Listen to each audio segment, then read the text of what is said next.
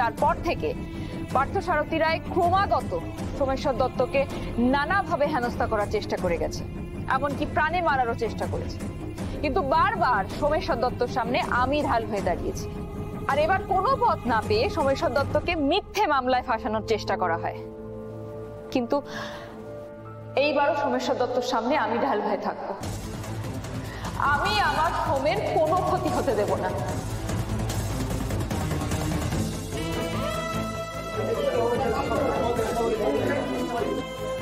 Order order order. সমস্ত সাক্ষ্য প্রমাণ ও বাদী বিবাদীর বক্তব্য শুনে আদালত তার সিদ্ধান্ত উপনীত হতে পেরেছে। আদালত তার রায় শোনাবে।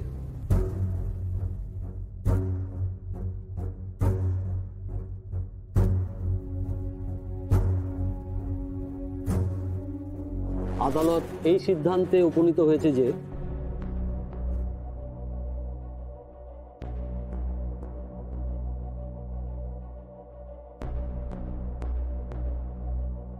এক্সাইজ ডিপার্টমেন্টের দাখিল করা নথি ত্রুটিপূর্ণ। যে বেআইনি মদ বাজেয়াপ্ত করা হয়েছিল তাতে এটা প্রমাণ হয় না যে অভিযুক্ত সোমেশ্বর দত্ত এই মদের ব্যবসা করেন।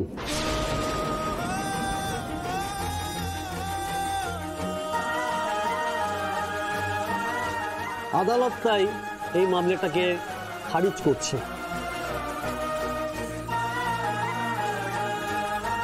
আদালত তাই পশ্চিমবঙ্গ পুলিশ নার্কোটিক ডিপার্টমেন্ট ও এক্সাইজ ডিপার্টমেন্টের সাথে একত্রে নিরপেক্ষ তদন্ত করার আদেশ দিচ্ছে। আদালতে জমা পড়া প্রমাণের ভিত্তিতে পার্থসারথী রায় এবং প্রতাপ নারায়ণ রায়কে জিজ্ঞাসাবাদ করে যত দ্রুত সম্ভব এই মামলার চার্জশিট দাখিল করার নির্দেশ দিচ্ছে কোর্ট। এই মামলার অভিযুক্ত সোমেশ্বর দত্তকে ব্যক্তিগত জামিনে মুক্তি দিচ্ছে আদালত।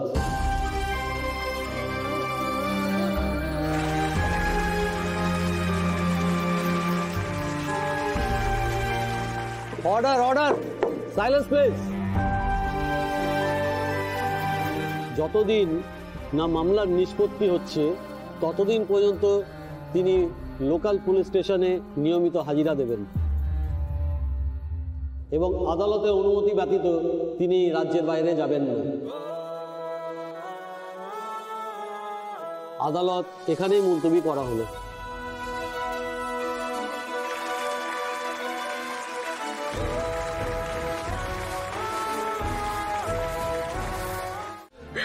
আমি ছাড়া পেয়ে গেছি, আমাকে ছেড়ে দিয়েছ।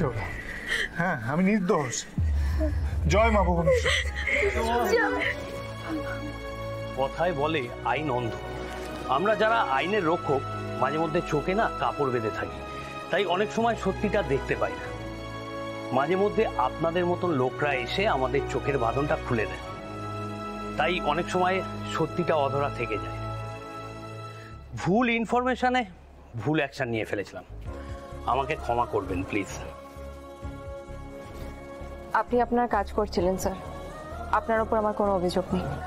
আশা করি আমার বিরুদ্ধেও আপনার কোনো অভিযোগ নেই।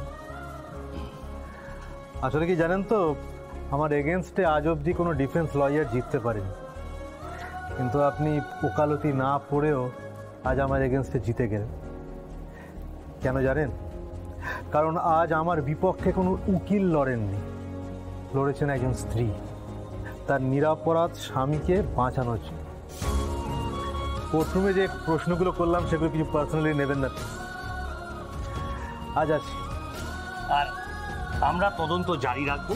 আপাতত আপনার বাবা আর দাদাকে আমরা সাসপেক্ট লিস্টে রাখলাম, তবে আপনার সাহায্য কিন্তু আমার লাগবে। আমি যথাসাধ্য চেষ্টা করব স্যার। ওকে, ভালো থাকবেন, আসছি।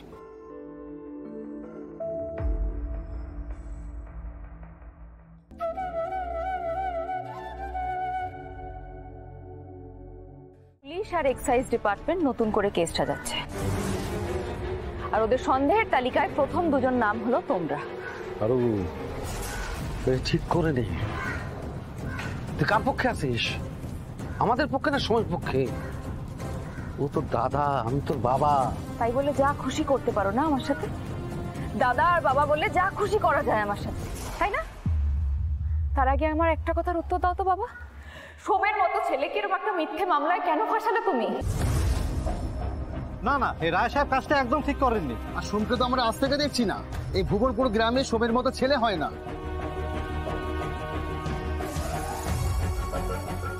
নিজের আক্রোশ মেটাতে আর কত নিচে নামবে তুমি বাবা? যতটা নিচে হয় নামবো। আমার সন্তানের ভালো মন্দ তার উপর নির্ভর করছে, তার জন্য আমি যা করতে হয় করবো। এ কি বলছেন রায় সাহেব? সোমকে মিথ্যা মামলায় ফাঁসালে কি আপনার সন্তানের মঙ্গল হবে? সোম তো আপনার জামাই। জামাই? হ্যাঁ, জামাই। ওকে আমি জামাই হিসেবে মানি না। রায় সাহেব, আপনি না মানলেও ওদের বিয়ে তো হয়েছে, আর পার্বতী মাথায় সোমের দেওয়া সিঁদুর আজও আছে। মানি না, মানি না, আমি কিছু মানি না, কোনো কিছু মানি না। ওরা আমি কিভাবে ছোটবেলা থেকে মানুষ করেছি, হ্যাঁ, তোর কোলে করে মানুষ করেছি, তুলোয় মুড়ে হাতে করে মানুষ করেছি আমি।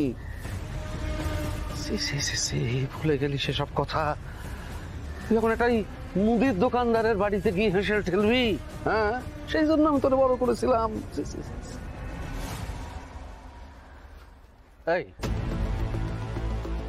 তোমারও তো বাড়িতে মেয়ে আছে, সে তো শুনেছি কলেজে পড়ে, তা তুমি পারবে?